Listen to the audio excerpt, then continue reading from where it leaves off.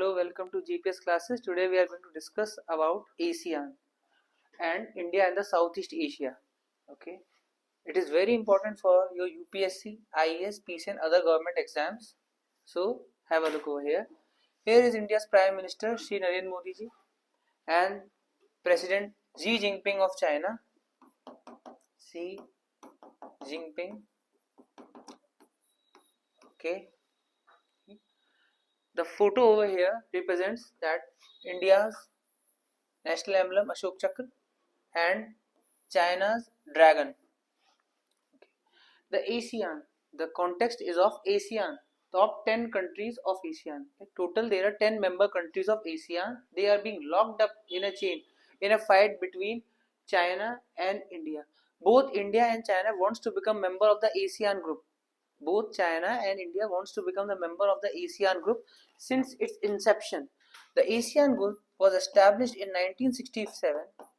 It is headquartered in Jakarta, Indonesia. Headquartered in Jakarta, the capital of Indonesia.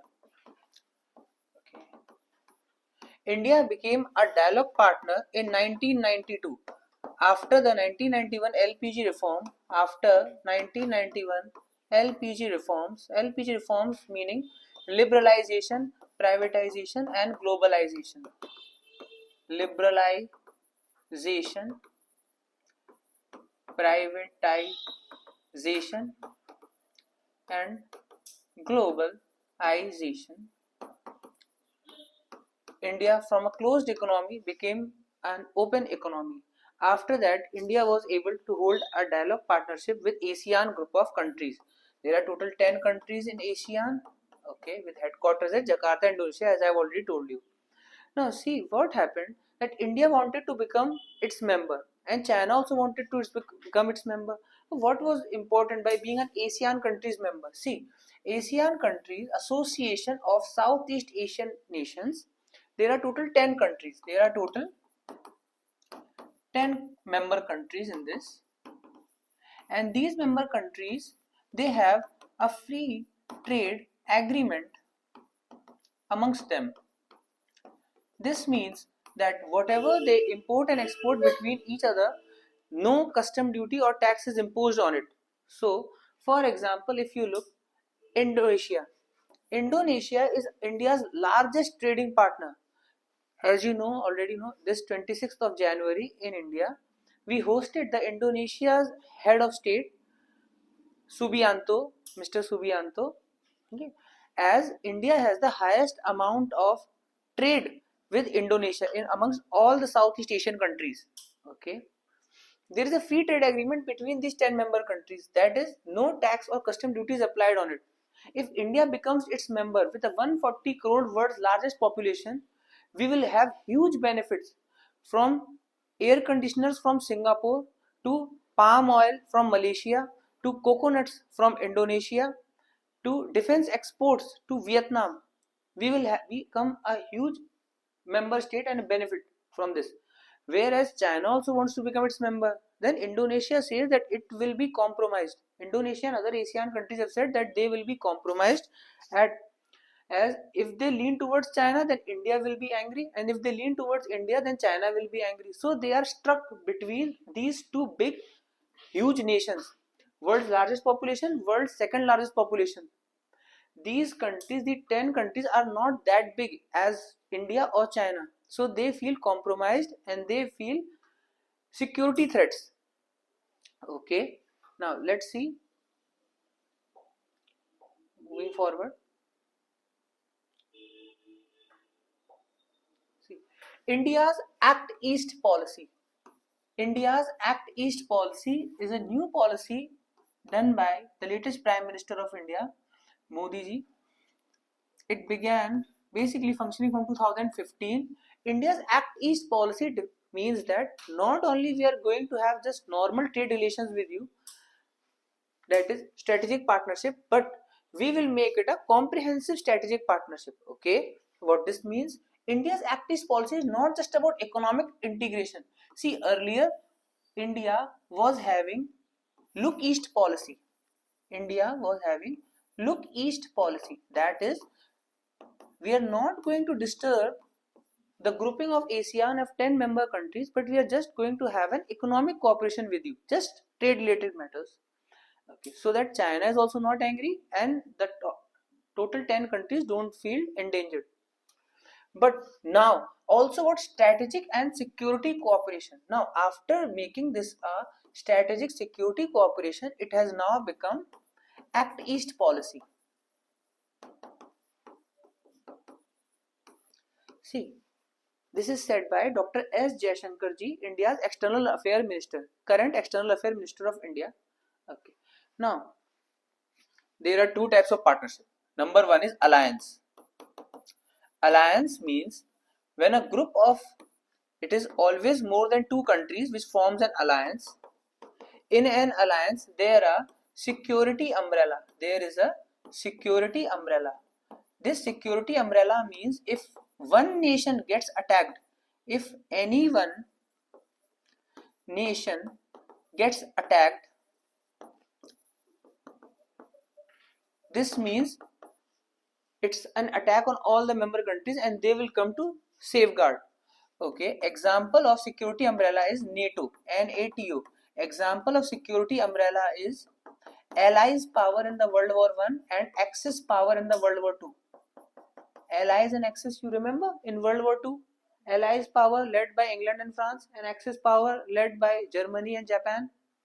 Okay, this means an alliance. It is always in more than two countries. India has no alliance with any countries. Okay, India follows a non-aligned movement phase.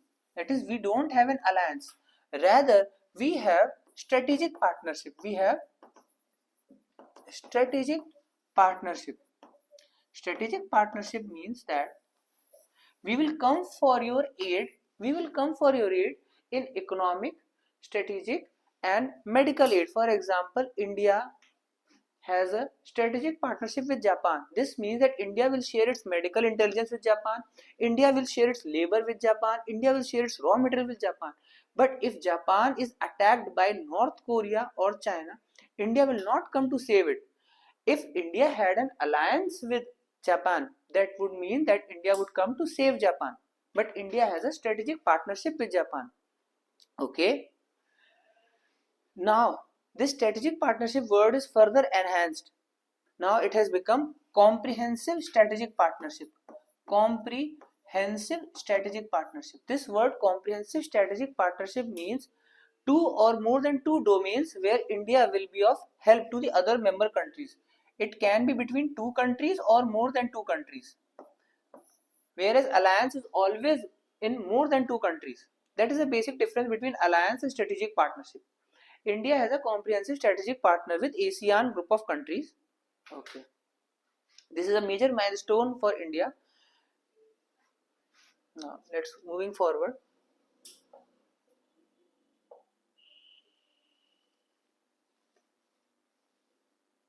Now, the question that will be asked in your exam is India and the ASEAN countries.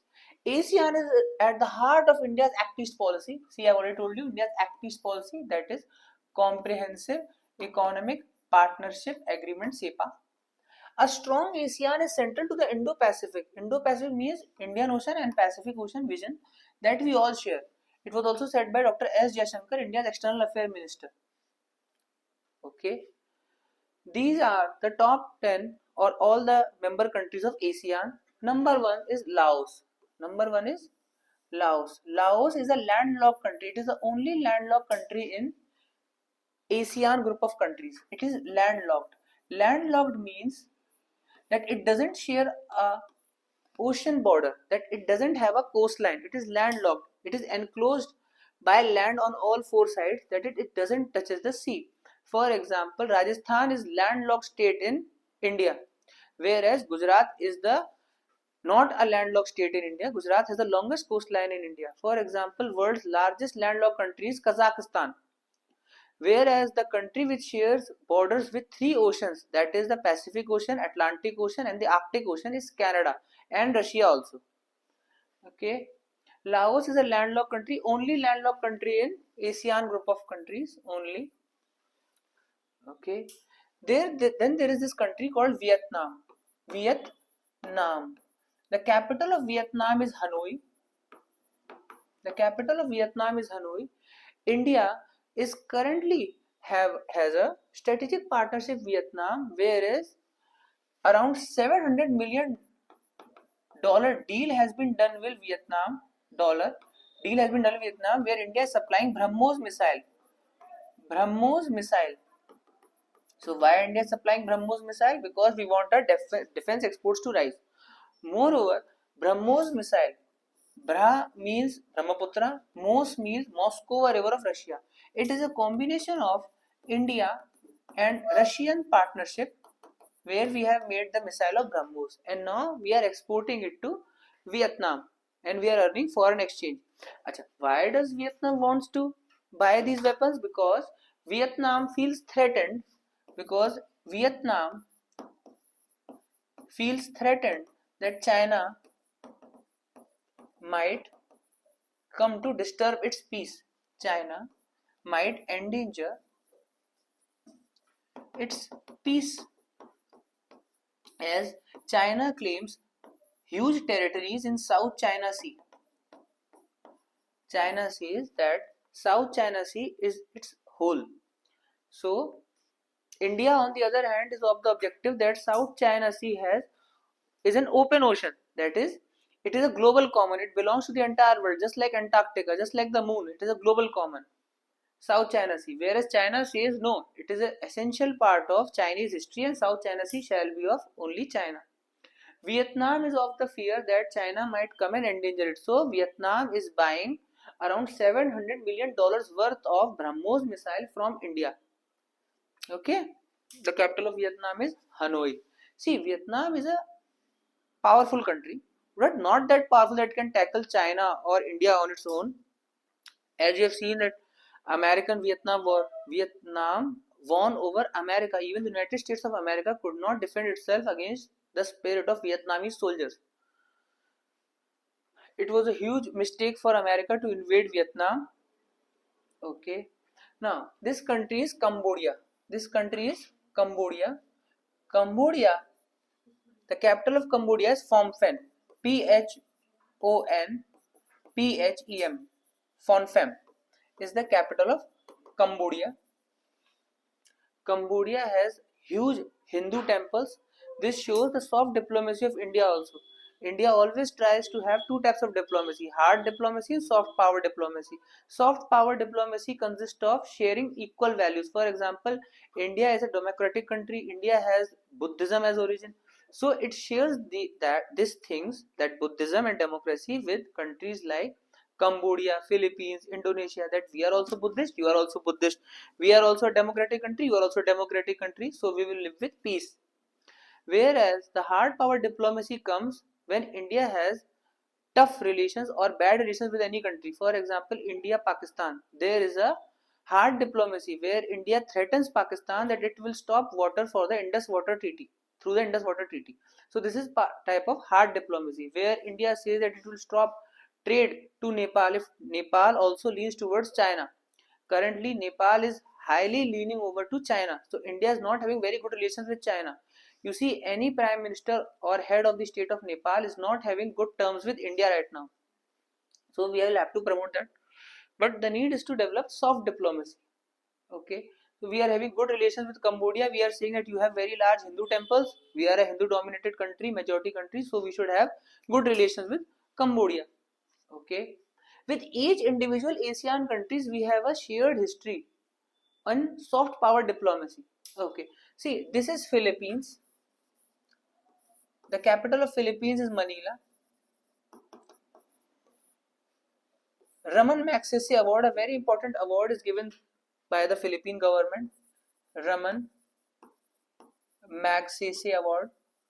So India uses this style in its soft diplomacy, where it says that the first Indian to receive Raman Magsaysay Award was Acharya Vinoba Bhave. Acharya Vinoba Bhave. So, by highlighting that Acharya Vinoba Bhave received the first Raman Magsaysay Award in India for an Indian, hence we have good relations with Philippines and your capital Manila. On the other hand, a very beautiful example that you can use in your PSIR is that from Philippines we brought HYV variety of rice. High yielding variety of rice came from Philippines during the Green Revolution of 1960s. During the Green Revolution Harit Kranti of 1960s, the HYV high yielding variety of rice came from Philippines. As rice is a tropical crop, in India it is a kharif crop, okay, in the summer season. HYV high yielding variety of dwarf or rice came in 1960 from Green Revolution by M.S. Swaminathan, by Dr. late Shri M.S. Swaminathan, the father of Green Revolution in India. Also the head of the National Commission on Farmers and Agriculture. So these two are very good examples where India and Philippines have very good soft power diplomacy. We are trying to establish good relations with each of these 10 member countries so that the future could become, India could become one of the member countries of ASEAN and have free trade agreement. So listen to me. What are the benefits if India becomes a free trade partner with ASEAN? We will have very cheap rate of all these Apple mobile phones, all the electronic products that we use, and the future revolution is of AI revolution. AI is going to become the new master of the world. Any person who, any member country or any country or any technological group which masters over this artificial intelligence is the new superpower in the world in the upcoming future. AI is very important, and for AI, the silicon chips, the semiconductor plants are hugely developed in these countries. They are the master of these things, AI. So India needs to have good relations with them so that we also import the technology of AI. Google AI, Meta AI, these companies are very much going to have a very huge impact on the world geopolitics. Now see, this country is Myanmar. The capital of Myanmar is Nai Pai Dao. NYI Nai PYI Nai Pai Dao. NADAW. Nai Pai Dao is the capital of Myanmar. You already know that Myanmar is having a junta government, that is military rule. Junta government. So we are not able to establish good relations with Myanmar right now. Hence, two of our very important projects are being delayed. Number one, Kaladan project. This has faced huge delays as there is a junta government. Junta government means military government. As you all know, Aung San Suu Kyi, the Nobel Peace Prize winner, the original head of the state of Myanmar, has been detained by the military of Myanmar. So, India is not having good relations with a country that is not following democratic principles. We are following military rule. So, India, which is a democratic country, world's largest democracy, how can it have good relations with a military rule? Hence, the synergy is missing. So, our Kaladan project has been delayed, and moreover, the Mekong Ganga cooperation plan is also delayed. The Mekong Ganga cooperation plan has been delayed with Myanmar. We are not having good terms with Myanmar right now. Moreover, Myanmar is a huge exporter of tree oil. Just remember this, tree oil. Oil from the trees is delivered by Myanmar. Moreover, we are not having good relations with Myanmar because we think that Myanmar is somehow fueling tensions in the Manipur crisis of India. Manipur, where the two tribes of Meitei and Kuki are fighting against each other. We are saying that somewhere Myanmar is also involved in infiltration of illegal troops and weaponries to both the Meitei and Kuki tribe. Moreover, Myanmar is also part of the Golden Triangle concept. The Golden Triangle is that this Southeast Asian countries, the supplying of illegal drugs like opium, narcotics is being done. Golden Triangle, Myanmar is a very big part of that. Then there is this country Thailand. The capital of Thailand is Bangkok. India has huge market potential for rubber. World's largest supplier of rubber is Thailand, Bangkok. India imports huge amounts of rubber from Thailand. The rubber is primarily used in the manufacturing of your shoes, rubber shoes, sofa, and other such indoor items. And rubber is also, through vulcanization, is important for making tires. Vulcanization process for rubber. And rubber is also used as an adhesive to join your shoe soles. So the leather industry of Agra and Kanpur, the one district one product, are hugely dependent on Thailand's rubber. We have to have good relations with Thailand for the rubber, and also tourism. Malaysia is also a very important country. Malaysia, why is it important? Because Malaysia has a Malacca Strait choke point. It has a choke point named Malacca Strait. This Malacca Strait is responsible for more than 70% of trade of China with South Asia and Africa. 70% of trade of China is controlled from the Strait of Malacca. Strait means this small passage of water between two large land masses is called strait. This is a choke point. If India chokes this place, that you are not allowed to pass, then 70% of trade of China will be impacted. Hence, India has again repeatedly said to Malaysia to block this Malacca Strait and collect huge taxes from China. But Malaysia even tried to do this, and China responded with heavy fierce force. So Malaysia is not trying to impose any taxes from the sea route, Malacca choke point. Okay. Then this country is there, Singapore. Singapore has the highest amount of FDI of any country in the world with India. Singapore has the highest amount of FDI, foreign direct investment in India, highest from Singapore. Okay. There is this country, Indonesia. The first, you will say, in soft power diplomacy, the first country to visit in India's first Republic Day parade was Indonesia, 26 January, 26 January. And with this year, 2025, Indonesia has become yet again coming to India on the 26th January. 26th January. This shows that how much important is India with Indonesia. 26 January 1950, now 2025.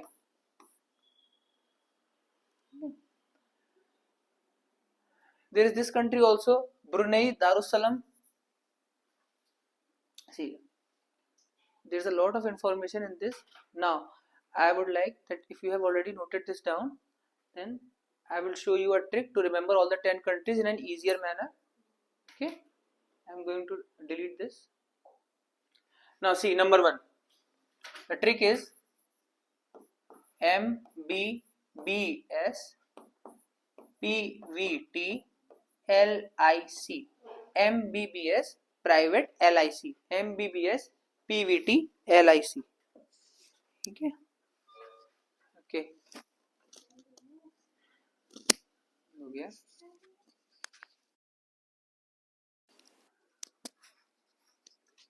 ठीक है, ये बंद हो गया,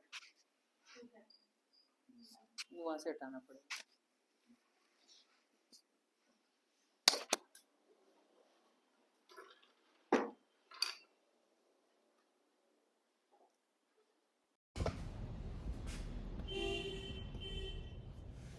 MBBS private LIC. ठीक है, अब आप देखिए, हिंदी में आ जाते हैं. M से है आपका मलेशिया, M से है मलेशिया, B से बर्मा, B से ब्रुनेई, S से सिंगापुर, P से फिलीपींस, B से वियतनाम, T से थाईलैंड, L से लाओस, I से इंडोनेशिया, C से कंबोडिया. अब मैं आप लोगों से पूछूंगा एक क्वेश्चन. अब आप मुझे बताओ, आप चारों में से, कि इसमें से कौन सी वो कंट्री है जो सबसे ज्यादा एफडीआई प्रोवाइड करती है इंडिया को. तो सिंगापुर के आगे मैं लिख दे रहा हूँ एफडीआई. आप मुझे बताओ, इनमें से कौन सी कंट्री जिससे हम $700 मिलियन का डिफेंस एक्सपोर्ट कर रहे हैं, ब्रह्मोस मिसाइल दे रहे हैं. वियतनाम का डालोगे ब्रह्मोस मिसाइल. अच्छा, इनमें से वो कौन सी कंट्री सबसे ज्यादा रबर सप्लाई करती है इंडिया को? थाईलैंड. लेदर ओडीओपी आगरा का भी और कानपुर शहर का भी. Leather LEATHER. ठीक है, इनमें से कौन सी कंट्री जो लैंड लॉक्ड है? Laos, very good very good, I am very happy with your performance. इनमें से कौन सी कंट्रीज है जहाँ पे सबसे बड़ा हिंदू मंदिर है? Cambodia. Cambodia, very good, Hindu temples. ठीक है, अब आप मुझे बताओ कि इनमें से कौन सा ऐसा देश है जहाँ पर गोल्डन ट्रायंगल में भी आता है और मैती कुकी के बारे में? म्यांमार का, यहाँ पे बर्मा नाम है, तो ये आपका गोल्डन ट्रायंगल जो कि ओपीएम और ड्रग स्मगलिंग में आता है। यहाँ पे जनता गवर्नमेंट है जिन्होंने आंग सान सूची को हटा रखा है। इनमें से आप मुझे बताओ कौन सा एक देश है जो कि पाम ऑयल को सबसे ज्यादा बेचता है? इंडोनेशिया हमारा पाम ऑयल के लिए बहुत फेमस है, और जो हमारे फर्स्ट वाले पर भी आया था रिपब्लिक डे परेड पे, और अभी भी रिपब्लिक डे परेड पे आए हैं। ठीक है, इनमें से कौन से है जो रमन मैग्सेसे अवार्ड देता है? Philippines, Manila, Raman Magsaysay award.